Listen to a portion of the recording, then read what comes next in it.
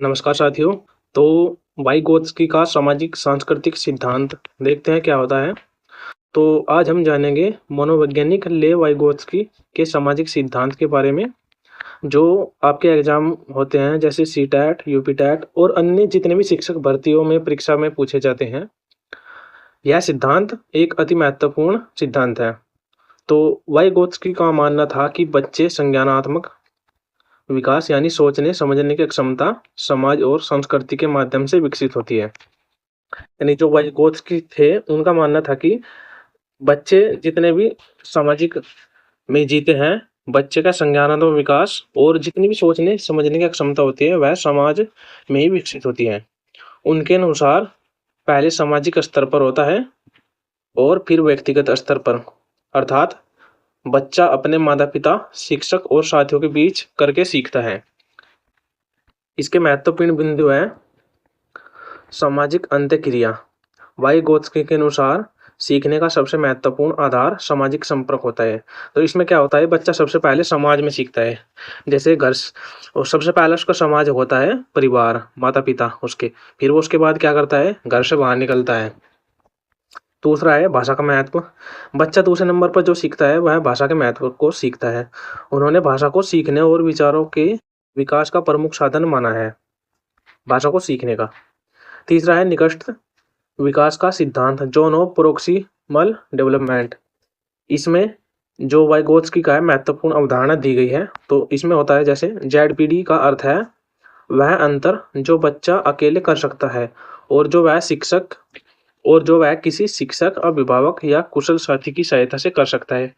जैसे जेडपीडी का मतलब है जैसे कोई बच्चा स्कूल में जाता है तो बच्चे से पहले पेंसिल पकड़नी नहीं आती, तो टीचर क्या करता है, उसको पहले हाथ में देकर लिखवाता है और बच्चा फिर क्या करता है, धीरे धीरे लिखने लगता है।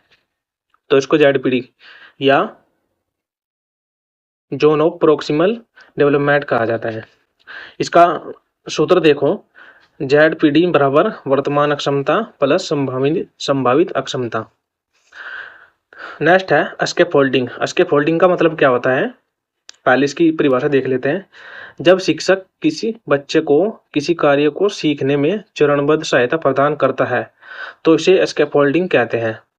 जैसे बच्चा सीखता है, सहायता धीरे धीरे कम कर दी जाती है। इसका एक अच्छा उदाहरण है, जैसे कोई बच्चा बचपन में सबसे पहले साइकिल सीखना शुरू करता है तो क्या होता है, बच्चा शुरू में ही साइकिल सीखना नहीं स्टार्ट करता, उसके पीछे कोई उसका शिक्षक, साथी, माता पिता कोई भी बच्चे को साइकिल पर बैठाते हैं और पीछे से पकड़ते हैं।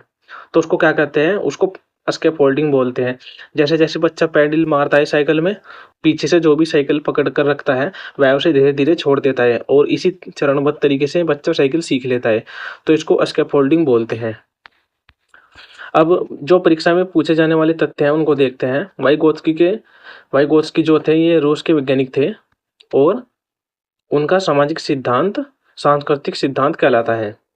जेडपीडी उनकी सबसे महत्वपूर्ण अवधारणा है उनकी जेडपीडी। भाषा को उन्होंने संज्ञानात्मक विकास का प्रमुख साधन माना है।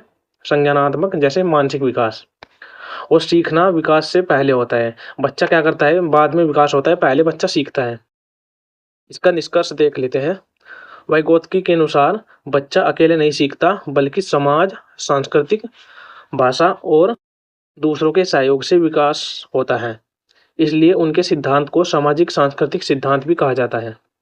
अब याद रखने की ट्रिक क्या है इसमें, वाइगोत्स्की बराबर सोसाइटी यानी कि समाज, पहले समाज में इंटरेक्ट करता है बच्चा, फिर लैंग्वेज सीखता है और फिर समाज ही उसको लैंग्वेज के माध्यम से जेडपीडी प्लस स्कैफोल्डिंग देता है। मैंने इन चारों का मतलब बता दिया है आपको। जैसे सोसाइटी हो गया, पहले समाज में सीखता है, समाज का कहाँ से शुरू होता है, परिवार से, घर से। दूसरा है उसका लैंग्वेज, फिर वो लैंग्वेज सीखता है। तीसरा है जोन प्रोक्सिमल डेवलपमेंट और चौथा है स्कैफोल्डिंग। यही 4 शब्द परीक्षा में सबसे अधिक बार पूछे जाते हैं। अब सबसे जो महत्वपूर्ण सीटैट, यूपीटैट में कीवर्ड होती है वो होती है सामाजिक अंतःक्रिया, भाषा, जेडपीडी, स्कैफोल्डिंग, सहयोगात्मक अधिगम। ये सब क्या है, सामाजिक सीखने की प्रक्रिया का एक महत्वपूर्ण अंग है। दोस्तों, अगर वीडियो अच्छी लगी हो तो चैनल को सब्सक्राइब जरूर करें और वीडियो को लाइक और शेयर जरूर करें। मिलते हैं अगली वीडियो में।